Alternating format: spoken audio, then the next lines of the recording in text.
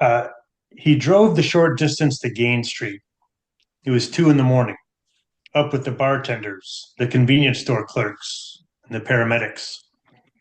If his plan worked, 2215 Gaines would need a few of those medics. He made a pass by the front of the house. All looked quiet. He parked the Harley a half block down in an alley and walked to the back. Argento figured that a mid-level dealer could have anywhere between 5 and 50,000 in cash on site, along with whatever dope was in reserve. It'd be tucked away somewhere, in toolboxes or an air compressor tank, the bottom of a box of laundry detergent, or behind a heating grate. Argento had seen all these hiding places while executing search warrants. The house would be fortified, front and back, to give the occupants time to arm themselves against intruders and or flush the dope if the police came calling. Maybe a backyard pit bull, sometimes with its vocal cords cut, so it could launch a surprise attack on any interlopers. Or lines of low-hanging fish hooks to scalp cops. There'd be at least two guys with guns inside, maybe more. That's how they got down to Detroit, where Argento was from. He didn't think Phoenix would be much different. The back gate to the yard was locked, but it rose only 7 feet, making it easy enough to scale. Argento hoisted himself up and peered over the fence. The yard looked like a rummage sale gone to seed. Odds and ends ranging from rusting camping gear to car parts were all laid out in a bed of trash. A sagging wooden picnic table took up the yard's middle, covered by clothing laid out to dry. No movement. He climbed the fence and swung himself over to the other side. It wasn't a pit bull in the backyard. It was a Rottweiler, a brawny one missing half an ear, the kind of dog they called ghetto elk in Detroit. The Rott emerged from a dark corner and surged toward Argento, but he already had the taser out in his left hand and fired, burying the two prongs in the dog's skin. He held the trigger to deliver the shock, and the Rott seized up. He hated doing it because he loved dogs, and this one was just doing its job. But while the taser smarted like a son of a gun, it did no lasting damage. He kept the current flowing as he scanned the backyard. He had 30 seconds until the shock ended. It took him 15 to find the leash. One end was staked to the ground.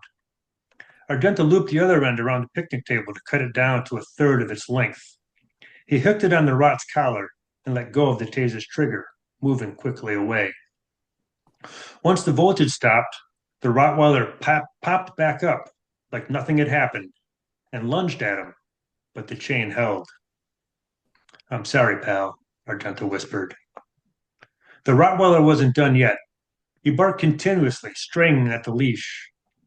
Argento took up a position just behind the porch under a tarp, waited for the back door to open. The sentry in this case was a man in his underwear, his gut hanging over the front band, and a tattoo of the Virgin Mary covering his back. He held the sawed-off shotgun loose in one hand. He had no phone, no keys. Shitty washman. "Que pasa, Rufus?" he said in a sleep-slurred voice. Then he saw the new configuration of the lease around the picnic table and wheeled, but it was too late. Argento violently jerked one of the man's legs skyward from the bottom of the porch, causing him to flip up and fall heavily on his back.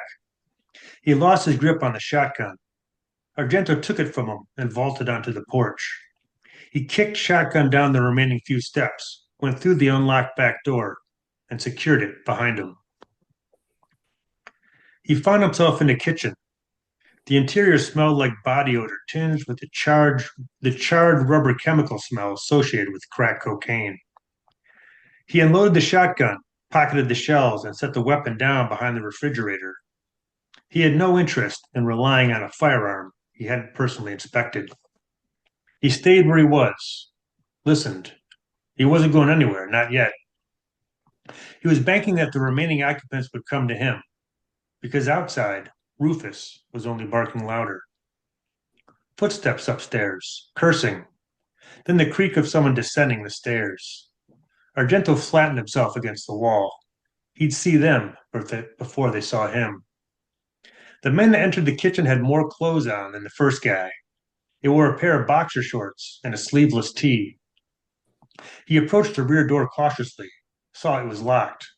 He undid the bolts, opened the door a crack. Pablo, the man called out. Argento checked the second man's hands. In his right, a 38, but no visible phone, no keys, and his boxers didn't have pockets in to store them. Send one watchman out to check on a noise. He doesn't return. Send another after him the same way with no plan. Just bad ideas compounded over time.